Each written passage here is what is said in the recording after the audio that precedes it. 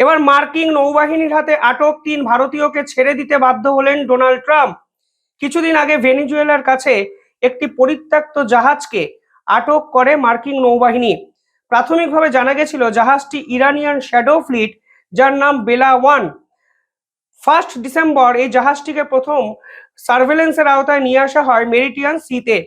পরবর্তীকালে জাহাজটিকে 17 December Atlantic সাগরে মার্কিন নৌবাহিনী কিন্তু দেখে। এরপরেই জাহাজটি কিন্তু সম্পূর্ণ গায়েব হয়ে যায়। পরবর্তীকালে সেই জাহাজটিকে ফের একবার আটলান্টিক সাগরে দেখা যায়, যখন তার নাম কিন্তু বদলে যায়। আমেরিকা সরকার এই জাহাজটিকে আটক করতে চেয়েছিল, কারণ তাদের মনে হয়েছে ভেনেজুয়েলার উপর স্যাংশন লাগানো সত্ত্বেও এই জাহাজটি করে বিপুল তেল রাশিয়া কিন্তু অন্য জায়গায় নিয়ে যাচ্ছে এবং এর পিছনে ইরানও জড়িত।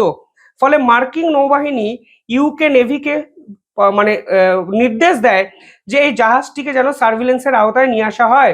ইউকে নেভিও কিন্তু বলে ফ্লোরিডার কাছে এই জাহাজটি আসলে রাশিয়ার ফ্ল্যাগড শিপ। এই জাহাজটিতে একটি রাশিয়ার পতাকা কিন্তু দেখা গেছিল। পরবর্তীকালে মার্কিন নৌবাহিনী জাহাজটিকে গিয়ে আটক করে। আটক করার পর রাশিয়া সরাসরি বলে যে এটা ইন্টারন্যাশনাল মেরিটাইম ল যেটা আছে তার ভায়োলেশন এবং মেরিটাইম পাইরেসির ভায়োলেট করেছে আমেরিকা। পরবর্তীকালে এই জাহাজের যাদের আটক করা হয় তাদেরকে আমেরিকার আদালতে প্রস্তুত করে তাদের বিপক্ষে জুডিশিয়াল যে প্রসিডিং আছে সেগুলো শুরু করার কথা কিন্তু মার্কিন যুক্তরাষ্ট্র জানিয়েছিল। কিন্তু রাশিয়া এবং ভারত পাল্টা চাপ তৈরি করার চেষ্টা করে এবং পরিষ্কার বলেন যে ভেনেজুয়েলার কাছে যদি জাহাজটি যায়ও, তাহলে আমেরিকার আদালত কেন এদের বিপক্ষে প্রসিডিং করবে তা কিন্তু কেউ বুঝতে পারছে না।